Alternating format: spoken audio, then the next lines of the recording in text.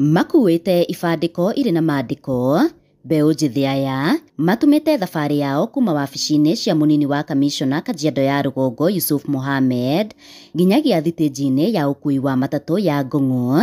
Muoroto mũnene arĩ wa gũtigĩrĩra mũingĩ nĩ wagĩa na ũtaũku wegemainie na andũ arĩa makoragwo na ciĩga igĩrĩ cia ũciari. And this day is meant to recognize intersex persons, to listen to their voices, because by virtue of being intersex, they face a lot of challenges in our society. So today is meant to listen to their lived realities, to spark dialogues and conversations in our society so that we can be able to come up with ways to integrate intersex persons in our society. Matarĩirie mũhĩnga mũnene mũtũrĩre-inĩ wao nĩ wa kwamũkwo, ndeto ĩrĩa maugĩte ĩtigĩte aingĩ ona matarĩ na mawĩra, kuona amandĩki mationaga ta marĩ na wĩigĩrĩrĩki. Pia kuna IGM ambayo inaitwa intersex genital mutilation ambayo inafanyiwa mtoto akiwa mdogo ili kuweza kumfanya akuwe aidha mwanaume ama akuwe mtoto wa kike. Kwa hivyo kwa leo tumekuja kuelimisha jamii. Tuambie IGM si jambo nzuri hasa kwa mtoto intersex ama hunda,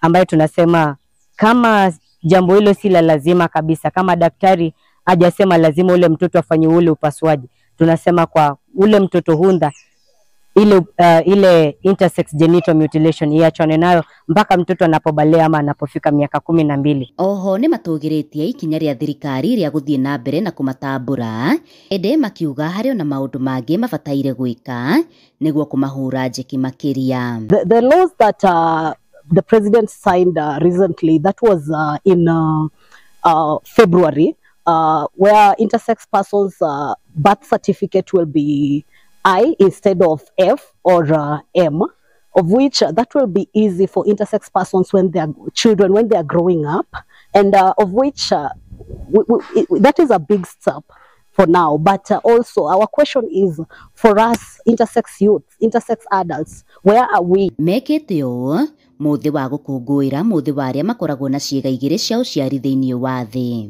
Handũ-inĩ ha Inooro TV kuma Ngong'o Kajiado ya Rũgongo, ngetwo Wacuka wa Kĩarĩ.